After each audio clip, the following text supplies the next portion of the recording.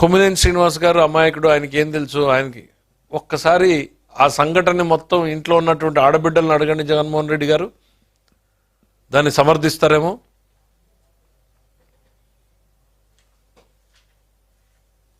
మీకు అట్లాంటి ఆలోచనలు ఉండవులే. ఇంకా సొంత తల్లి చెల్లి పరిస్థితి ఏంటి అనేటువంటిది అర్థమైంది. చెల్లి మీదనే నిఘా పెట్టినటువంటివి నీకు ఇవన్నీ పెద్దగా స్పందిస్తావు, పట్టించుకుంటావు అని అనుకోవడం కూడా మాకు భ్రమే అవుతుంది. జగన్మోహన్ రెడ్డి గారు పర్యటనల ద్వారా ఏం చెప్పదలుచుకున్నారు, ఏం చేయదలుచుకున్నారు? ఆయన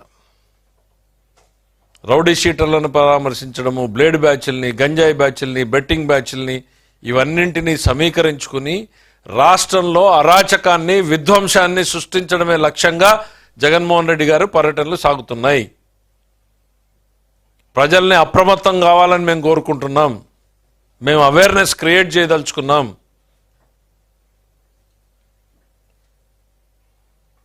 తన చుట్టూ ఒకవైపు ఓటమి భారం, మరోవైపు తనను వీడిపోతున్నటువంటి అనుచరగణం, మరోవైపు చుట్టుముడుతున్నటువంటి కేసులు, ఇంకా తన బలహీనపడిపోయి కుప్పకూలిపోతాననేటువంటి తరుణంలో ఈ రాష్ట్రంలో ఒక విధ్వంసాన్ని, అరాచకాన్ని సృష్టించి దృష్టి మరల్చాలి అనేటువంటి ఆలోచనతోనే. ఎందుకండి జగన్మోహన్ రెడ్డి గారు? తల్లికి వందనంలో మేము 15,000 రూపాయలు ఇస్తే మీకు కడుపుమంటనా? దీపం సిలిండర్లు ఇస్తే మీకు కడుపుమంటనా? డిఎస్సీలు పిలిస్తే మీకు కడుపుమంటనా? ల్యాండ్ టైటిలింగ్ యాక్ట్ రద్దు చేస్తే మీకు కడుపుమంటనా? లేకపోతే పేదవాడికి ఇంత అన్నం పెడితే మీకు కడుపుమంటనా? ఏం చేశాం? మేమేం చేశాం? మేము చేసింది ఈ మంచి పనులే కదా. వేల లక్షల కోట్ల రూపాయలు పెట్టుబడులు వస్తున్నాయి, అది మీ కడుపుమంట. దానికి మందు లేదు జగన్మోహన్ రెడ్డి గారు. తాత్కాలికంగా ఏ జలుసులు లాంటివి తీసుకొచ్చామో కానీ రాజకీయంగా ఇట్లాంటి దుర్మార్గపు ఆలోచనలు ప్రజలు అర్థం చేసుకుంటే మళ్ళీ ఇంకొక 10 ఏళ్లకు కానీ మీరు అధికారం దరిదాపుల్లేక కాదు, ఆ 10 సంఖ్యను కూడా దాటనటువంటి తీర్పుల్ని చూడాల్సి ఉంటుంది.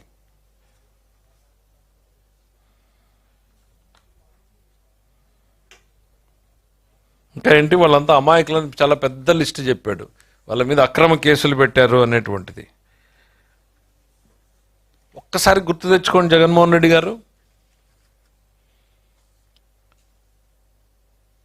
గత 5 ఏళ్ల పాలనలో మీరు చేసినటువంటి అరాచకాలు ఏ రోజైనా ఈ రాష్ట్రం ప్రశాంతంగా ఉందా? భయం నీడన్న బిక్కుబిక్కుమంటూ ప్రతి ఒక్కరూ బతికేటువంటి పరిస్థితి. ఒక రాజకీయ పార్టీగా తెలుగుదేశం పార్టీ, కూటమిలోని పార్టీలు ఈ రాష్ట్రంలో పోరాటాన్ని కొనసాగించాయి. ప్రజాస్వామ్యాన్ని నిలబెట్టడానికి ప్రజలు సరైనటువంటి నిర్ణయాన్ని తీసుకున్నారు. అందుకే ఈ అద్భుతమైనటువంటి తీర్పునిచ్చారు. మర్చిపోయారా?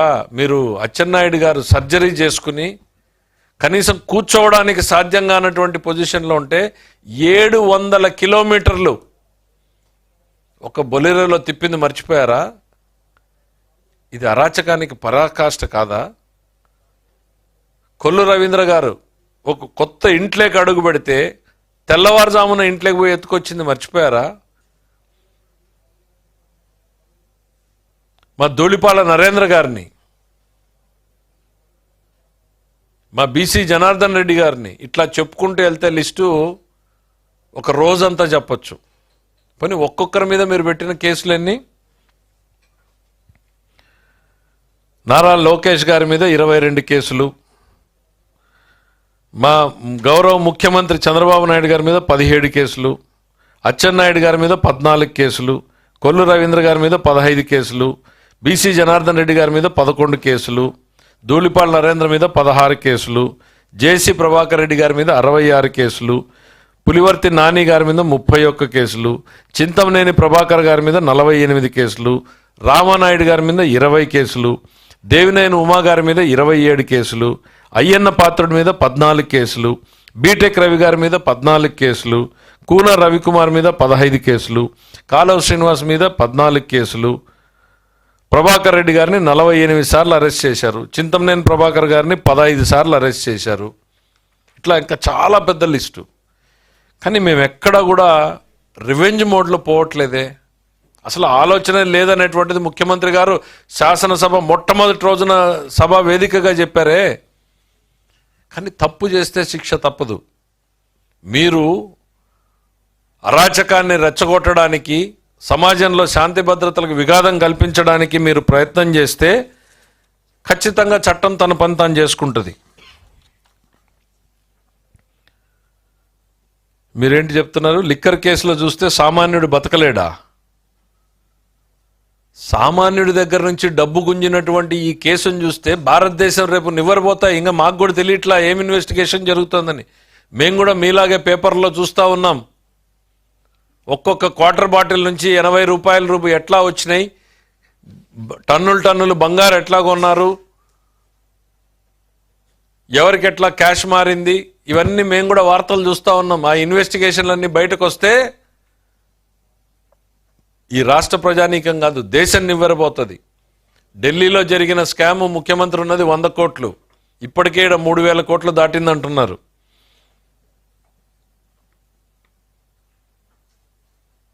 సంక్షేమ పథకాలతో నిలువున మోసం చేశారు.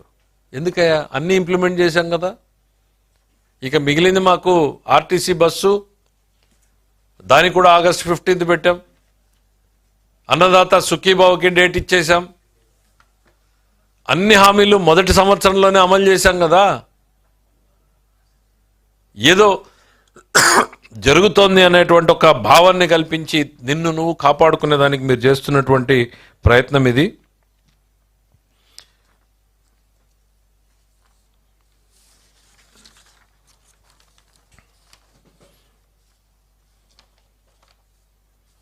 మీకు పోలీసులు నిన్న ఎంతమందిని అనౌన్స్ చేశారు? 100 మందిని అనుమతిస్తే మీరు ఏం చేశారు?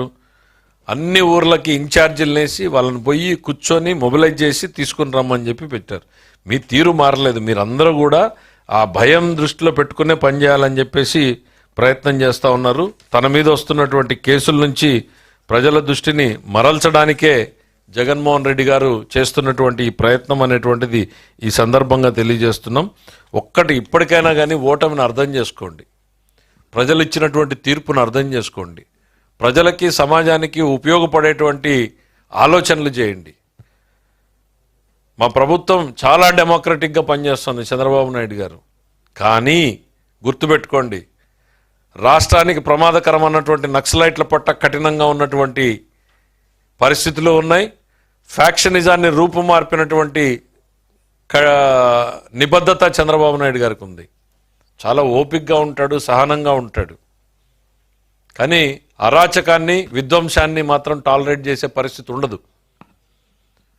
కేవలం జగన్మోహన్ రెడ్డి గారి పర్యటనలన్నీ కూడా రాష్ట్రంలో రౌడీలారా నా వెనక రండి, నేను మీకున్నాను అని ఒక భరోసానిచ్చే కార్యక్రమంతో రాష్ట్రంలో విధ్వంసాన్ని సృష్టించి, అరాచకాన్ని సృష్టించి తన మీద చుట్టుముడుతున్నటువంటి కేసుల నుంచి దృష్టి మరల్చుకోవడానికి చేస్తున్నటువంటి ప్రయత్నాలే ఈ పర్యటనలు. Thank you.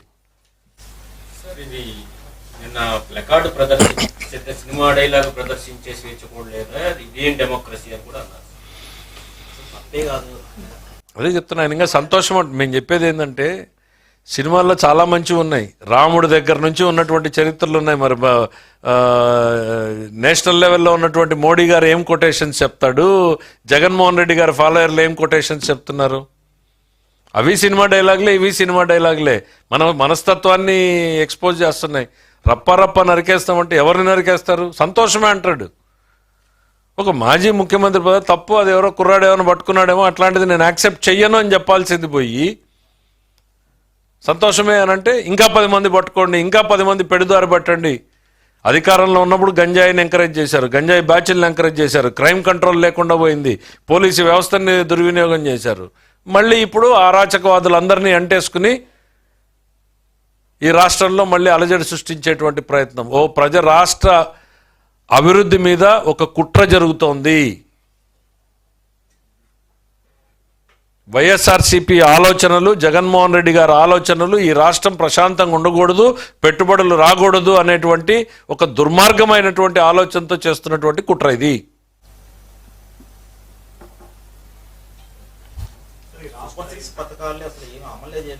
నేను కాదమ్మా, కళ్ళ ముందే చెప్పి మీకు లిస్టే చెప్పేశాం కదా. సూపర్ 6 ఇంకా మేము డేట్లతో ఇప్పుడు 15,000 ఇచ్చింది అబద్ధమా? రోజు ఫోటోలు చూస్తున్నారు కదా, క్యూల్లో ఎట్ట నిలబడుతున్నారు. బ్యాంకులు, పోస్ట్ ఆఫీసులు కిటకిటలాడుతున్నాయి కదా. నువ్వు ఇచ్చిన దానికి డబ్బులు ఇచ్చాం కదా. నువ్వు 5,000 కోట్లు ఇస్తే మేము ఇచ్చేది 10,000 కోట్లు అవుతుంది. ఇప్పుడు 9,600 దాకా మాకు ఇప్పుడు అంచనాలు వచ్చినాయి, ఇంకా పెరగచ్చు. నీకు డబ్బులు ఇచ్చినట్టే కదా సంక్షేమం పథకంలోను. పెన్షన్లు కూడా నువ్వు ఇచ్చిన దానికి డబ్బులు ఇచ్చినట్టే అయిపోయింది కదా. మేము ఏది తీసుకున్నా కూడా నీకన్నా రెట్టింపే చేస్తున్నాం, మీకన్నా ఎక్కువే చేస్తున్నాం సంక్షేమంలో. నీలాగా 5 కోట్లు ఇచ్చి 10 కోట్ల అడ్వర్టైజ్మెంట్ మేము వేసుకోవడంలా. 1,000 కోట్లు ఖర్చు పెట్టినా చాలా మా డ్యూటీ అన్నట్టుగా పేదల సేవలో, మత్స్యకారుల సేవలోని ఇంటింటికి కాలినడకన పోయి చేస్తున్నాం తప్ప పేపర్లో అడ్వర్టైజ్మెంట్లు వేసుకుని ప్రచారం చేసుకోవడం లేదు. అదే ప్రచారం తక్కువ చేసుకుంటున్నాం మేము. మా డ్యూటీ మేము చేస్తున్నాం, ప్రజల కోసం మేము పనిచేస్తున్నాం అన్నట్టు పోతున్నాం. నువ్వు ఇచ్చినటువంటి కొన్ని పథకాలు అయితే 10 కోట్లు ఇస్తే 10 కోట్ల అడ్వర్టైజ్మెంట్ వేసుకున్నారు మీరు. సార్ గత కేసీఆర్ గవర్నమెంట్ లో ఫోన్ ట్యాపింగ్ జరిగింది అంటున్నారు. బాబు గారిది లోకేష్ గారు ట్రాక్ చేశారు, వినిపించారు అంటున్నారు. ఎంతవరకు సార్? ఇప్పుడు ఆ గవర్నమెంట్ చేసింది, అక్కడ ఇన్వెస్టిగేషన్ వేశారు కాబట్టి సిట్లో వెలుగులోకి వస్తున్నాయి. చెల్లెలు కన్ఫర్మ్ చేసింది, అవును నిజమే ఇవన్నీ కూడాను ట్యాపింగ్ జరిగింది, నా అనుచరుల్ని బెదిరించారు, నా దగ్గరకు రాకుండా. ఇవన్నీ ఏం చూపిస్తున్నాయి అని అంటే మనిషి యొక్క అభద్రతా భావాన్ని సూచిస్తాయి.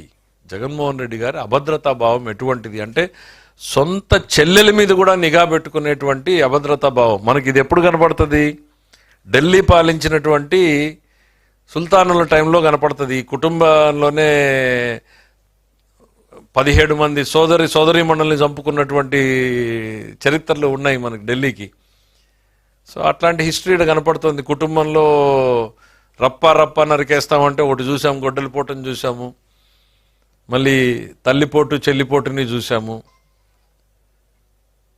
సో ఇవన్నీ కూడా పార్ట్ ఆఫ్ హిస్ హిస్టరీ. ఆయన అభద్రతా భావంలో నుంచి వస్తున్నటువంటి ఆలోచనలు ఇవన్నీ. ఏమైతే మాకు అట్లాంటి ఆలోచనలు ఏముండవు. ముఖ్యమంత్రి గారు అక్కడ ఉండగా జరిగింది. ఎక్కడ మన ఉమ్మడి రాష్ట్రంలో ముఖ్యమంత్రి హోదాలో, మన రాష్ట్రంలో ఉమ్మడి రాష్ట్ర రాజధాని. మరి మీరు కూడా దర్యాప్తు ఏమైనా చేస్తారా? అంటే అది కాదు, వెలుగులోకి రానియండి. ఇప్పుడు ఆ ప్రభుత్వం వెలుగులోకి తీసుకొస్తుందో, సిట్ వేసింది. 8 నెలలు సంవత్సరం పాటు అమెరికాలో కూర్చున్నటువంటి వ్యక్తిని కూడా లుకౌట్ నోటీసులు పెట్టి పిలిపించింది. దాంతోనే మళ్ళీ కొత్త విషయాలన్నీ వెలుగులోకి వస్తున్నాయి. ఏదో ప్రైవేట్ సెంటర్లో ఎక్విప్మెంట్ పెట్టారు, ఏదో గవర్నమెంట్ చేయడం కాదు, ప్రైవేట్ ఇళ్లల్లో పెట్టారని ఆ ఇంటి దగ్గర పోయి అప్పుడున్నటువంటి ముఖ్యమంత్రి గారి ఇంటి చుట్టూ పెట్టి ఆయన ఏం మాట్లాడుకుంటున్నాడో, ఆ రోజున్న ప్రతిపక్ష నాయకుడు తెలంగాణలో రేవంత్ రెడ్డి గారి ఇంటి చుట్టూ పెట్టారని, ఇంకో మంత్రి ఇంట్లో ఎక్విప్మెంట్ పెట్టి ఇవన్నీ చేశారని రకరకాల కథనాలు వింటున్నాం. రానియండి, రిపోర్ట్ వచ్చిన తర్వాత చూద్దాం ఏం జరుగుతాయి అనేటువంటిది. అంత సార్ ఇంకా పూర్తి వివరాలు రావాలి. ఫోన్ ట్యాపింగ్ అదే చెల్లెల్ది కన్ఫర్మ్డ్, ఇంకా ఎన్ని వస్తాయో బయటికి అంటున్నా. చూద్దాం, అంటే ఫుల్ రిపోర్ట్ రానియండి. ఇప్పుడు మీ కథనాల ద్వారానే మేము కూడా తెలుసుకున్నాం. Let the total details come out. Appropriate టైంలో ఏం చేయాలో చూద్దాం దాని మీద.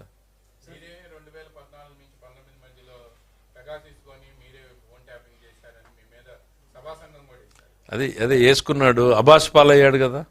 వచ్చి అదే సభా సంఘంలోనే ఆఫీసర్లు నెగిటివ్ స్టేట్మెంట్ ఇస్తే ఆ సభా సంఘాన్ని అతిగతి లేకుండా పోయింది కదా.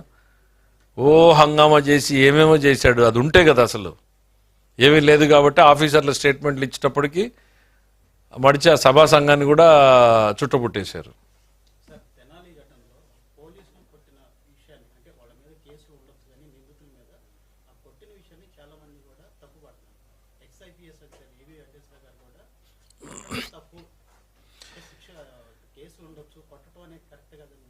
ఇది లాంగ్ డిబేట్. దాని మీద friendly police versus fear of police అనేటువంటి డిబేట్ అనేటువంటిది చాలా జరుగుతోంది. చాలా రిఫార్మ్ కమిటీస్లో కూడా డిస్కషన్ జరిగింది. పోలీసులు ఎంతవరకు ఫ్రెండ్లీగా ఉండాలి, ఎంత మేరకు పోలీసులు అంటే ఫియర్ ఉండాలి అనేటువంటి చర్చ. బేసిక్గా కొట్టడం అంటే చంపే ఉద్దేశం కాదు, సమాజంలో కాస్త భయపెట్టేటువంటి ప్రయత్నం. నేను అనేది దాన్ని సమర్థిస్తున్నానా ఇంకోటి అనేటువంటిది కాదు. ఈ డిస్కషన్ ఉంది అనేది చెప్తా ఉన్నా. ఇప్పుడు మనం ఫ్రెండ్లీ పోలీసు వైపు అడుగులేస్తూ ఉంటే అదే పోలీసు వ్యవస్థలో వాళ్ళే చాలామంది చెప్తున్నారు, మనకున్న పోలీస్ ఎంతమంది, 1,00,000 మందికి ఒకడో లేక 50,000 మందికో 10,000 మందికో ఒకడు ఉంటే it is the fear of police only which controls. అది తగ్గించకూడదు అనేటువంటి భావ వ్యక్తీకరణ చేసే వాళ్ళు కూడా ఉన్నారు. కాబట్టి ఇప్పుడు పోలీసుల పాత్ర ఏంటి అనేటువంటిది కాదు, పోలీసు వ్యవస్థను ఏ రకంగా మీరు తయారు చేశారు గతంలో. ఇప్పుడిప్పుడు వాళ్ళకి స్వేచ్ఛా స్వాతంత్రాలు వచ్చి కనీసం శాంతి స్థాపన చేయాలనేటువంటి ఆలోచనలను ముందుకు పోతున్నారు. అంటే ఆ స్పెసిఫిక్ ఇన్సిడెంట్ మీద నేను అంత డీటెయిల్గా పోలేదు, కానీ బేసిక్గా పొలిటికల్ యాక్టివిటీలో జగన్మోహన్ రెడ్డి గారు ఏమి సందేశాన్ని ఇస్తున్నాడు అనేదే మనకు most important lesson for the day. Thank you.